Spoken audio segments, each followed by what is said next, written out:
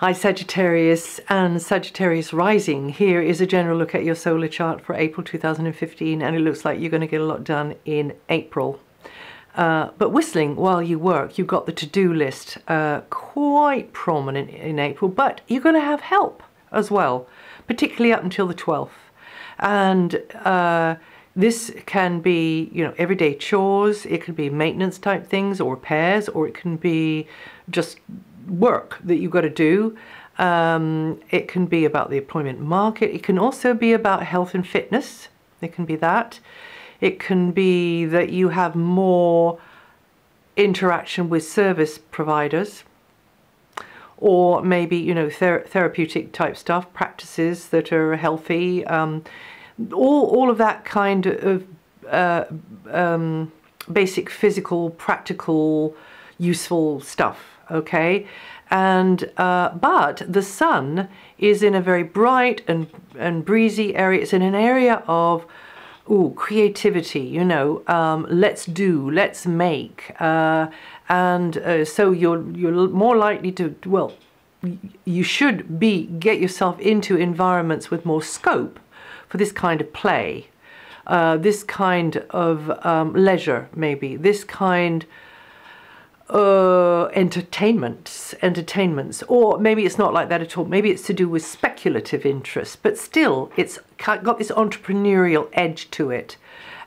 Also, it could be that you, the way this is manifesting you is there's more interaction with children, youngsters, and that kind of, again, child energy, externally but also internally bubbling up. It is also this energy of where the sun is tending to put you, making you feel as though you're center stage more. That can be the feeling, or maybe that's not the feeling for you. Maybe the feeling for you is, I've never tried this before, but it's really, really fun, and actually I can do it. Or maybe you have tried it before and you're glad you're able to do it again. So maybe you haven't played cards for years and then you get a pack of cards. Maybe you haven't knitted for years and then you start knitting. And you just get that kind of little sort of, shall we say, kind of fountain, spurting of energy through you of, oh, you know, and coming from your core. So that's where what the sun would like to bestow in your direction, but also Mercury. Mercury is also in that area until the 15th, and then you can be more jokey or play with ideas in a lighter kind of a way, or in a simpler kind of a way, more childlike kind of a way, and again, more sort of dialoguing with young people, perhaps, pets, and also the other thing about for the sun and Mercury, it's the area of romantic partners, or just romantic encounters, whether those are long-term partners or not. So, you know, whatever is romantic to you, this is more likely with the sun and Mercury there. There's going to be a lunar eclipse. Last month there was a solar eclipse. This month is going to be a total lunar eclipse, and that's going to be on the 4th. And it's going to be in Libra, which is in a good angle to your sun sign, Sagittarius. And this will be the moment for you to cultivate the right connections. Get that person on board, or find out that person's there who can be useful to you in whatever way.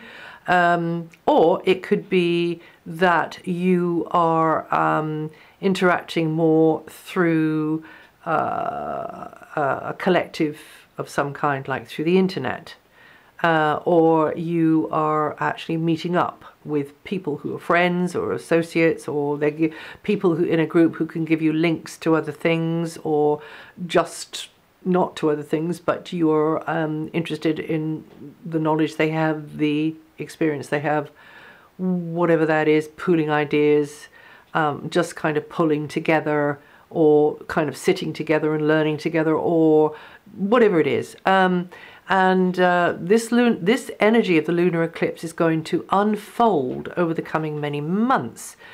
it is particularly technology orientated as well. So anything to do with online stuff is stronger here. And if there are any changes or improvements you would like to make with regard to any of those sorts of areas that I've given examples of, then just before the eclipse, if you can, and I think in Europe it's going to be around about midday it begins. Across the Americas, of course, it'll be at night, so you can look that up anyway, and you will see it in part of the Americas. The idea is for you to make a statement of intent, write it down, or actually do a thing, and then the eclipse happens, and then that picks up that thread of energy and threads it all the way through the future, the subsequent months, and then, you know, the thing starts to grow and starts to be able to stand on its own without any more input from you, although you will be paying attention over the next several months. So yes, and eclipse energy can be useful, and it really is quite extraordinary the way it can work. You might even be feeling this in March as well, because an eclipse tends to cast a shadow before it actually arrives, and it's not a shadow in a bad way. It's like it's like an aroma before it arrives. Put it that way.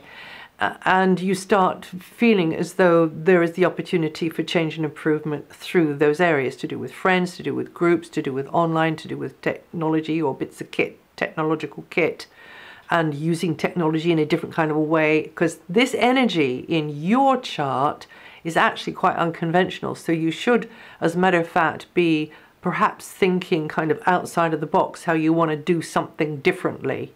And that will be helpful to you. To start thinking a little bit like that. So when you think along the lines of change and improvement, it can be something quite fresh, quite new. From the 15th, Mercury moves and puts its energy behind where Mars will be, which is the to-do list, the maintenance, the stitch-in time, the getting the stuff sorted, the rolling up the sleeves and getting your act together and really getting busy in a practical, useful kind of a way. And it might mean that you tend to have more thinking or learning to do about skills, or just maybe details, might be mechanical details, might be other sorts of details, and God is in the detail, you know, and using your ability to communicate and be articulate in a working, practical kind of a way, in a service orientated kind of a way, and also probably having more to do with service providers, as I said before, and good communication streams, sort of communication going between you. Venus will have moved out of there on the 12th and then lands up in her really one of her strongest places in the wheel, which means that she will function very more enthusiastically and freely from that place, and that is in your 7th house. So affairs of the heart are favored. Your love life could get a boost, but also you could be working one-to-one and doing quite well out of it, or you could be meeting, of course, someone, but relationships tend to flow better. And there could be goodies in the pipeline, help, somebody pulling, you know, you teaming up and you pulling together. So Venus loves to have a companion or a pal along, you know. From the 20th, you may be, well, in fact, from the 20th, the Sun goes into the same area as Mars, this area to do with duties and techniques and skills, and being practical and being of service. So then we'll have Mercury and Mars and the Sun all shifting into that area there. But Venus' position shows that there will be this, you'll get help, and even if it's just somebody that you're chatting to about it, that means that, you know, you're getting help, just support really, and every little bit helps. Now Saturn is in your sign and will be there until June. So it just means, particularly for you early Sagittarians, that you start to take things a little bit more seriously. And this comes around once every around about 29 years, you know, through your sign. So some of you won't even have got that far yet. But if you do look back 29 years, then that might be quite an eye-opener to you. What was going on then? Of course, you were a lot less experienced and maybe more naive then, and you're going to do better with this one this time around. So sometimes turns of events, obstacles, challenges will call upon you, your determination, your more concentrated, self-disciplined side, Sagittarius, and you being very purposeful and that you are the archer. So therefore, taking that arrow and really taking aim, because Saturn likes the long view. So taking aim at that target, you know, on your timeline, away from you, and really aiming at it. And maybe you've got to aim at that target. Maybe it's not a clear view. Maybe there's sort of trees are in the way, or houses, or people moving around, you know, because these are all going to be the little problems that pop up. But you keep getting glimpses of that target there. You keep seeing it flashing in the distance. So this is a kind of a, you know, kind of picture I have it in my head. So hopefully that'll be helpful to you, and you will get there. You will get there in the end. And you Sagittarians born the 24th to the 27th of November with 2 to 5 degrees rising, going to feel the energy the most. And I just want to mention that for all the signs, on another video that I made called April 2015 in a Nutshell, the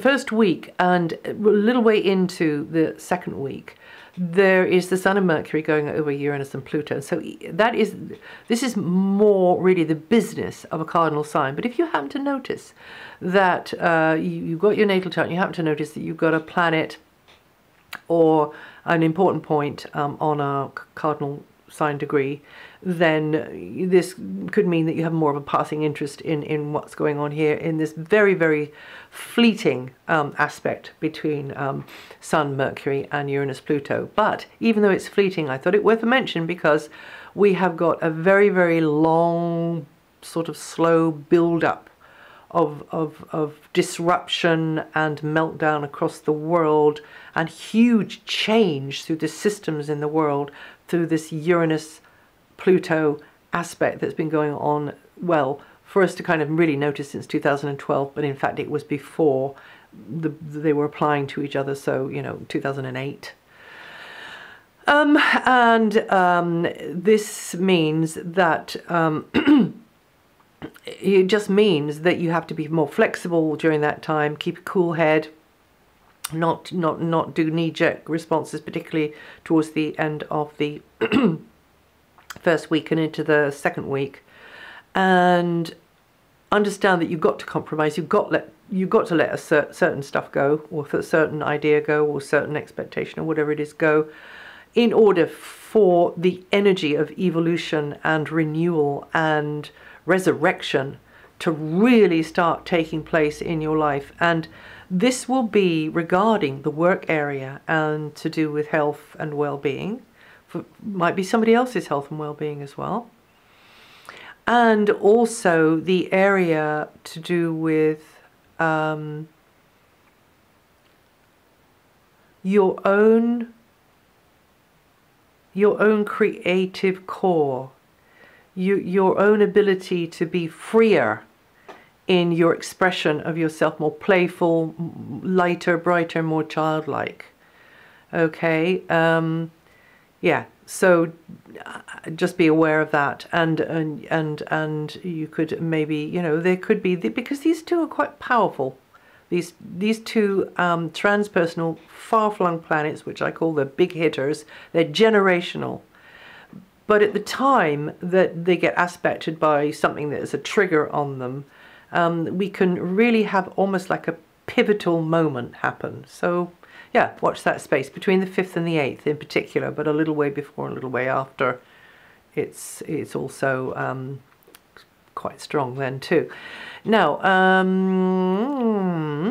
okay, Saturn. Yes, we were talking about Saturn, and we did talk about Saturn, and I did tell you which degrees, 24th to the 27th of November, or with 2 to 5 degrees rising, you're going to feel that energy the most. And then, of course, your rising, your ruling planet is very, very happy in your chart at the moment, in a great, again, a great position vis-a-vis your sun sign. And this is you spreading your wings and learning new stuff, you getting into unfamiliar territories geographically, but also intellectually. And also putting maybe things out there on the wider stage, like through publications and the like. And you can do quite well through that. And it's a great vibration for broadcasting type activity as well. And did I say travel? Well, anyway, travel as well. And also connecting with those from another culture, another language, that kind of thing. And your known world is going to enlarge, you know. Now, Sagittarians born the 4th to the 6th of December, or 12 to 14 degrees rising, going to feel that energy the most. And then, of course, Neptune, as ever, is just kind of sort of cruising around at the root of your chart, and it does mean that there might come a moment, depending on the degree, that you've got to make some kind of a sacrifice, or you feel that way about it, to do with a family member, to do with a location, to do with a place on the map. You feel empathic towards a family member, but it's like this is their path, they have to walk it, sort of thing. It might be like that. Or it might be that you have to draw stronger boundaries because you need to separate the needy from the greedy, even in this very private area where you're feeling you're a softer touch, you know, and you want to be there for others. But you have to be a bit firmer about, you know, when the door is closed, that's me time, sort of thing, you know. And you Sagittarians born the 29th of November to the 2nd of December with 7 to 10 degrees rising, going to feel that energy the most this month. And that's it for April. If you know your rising sign and your moon sign, listen to those. But also the bare bones of this is written up on my website if you want to check something I've said. Not all of it will be there because I tend to sort of babble on, but the basics, all the basics are there. And I'll see you the next time.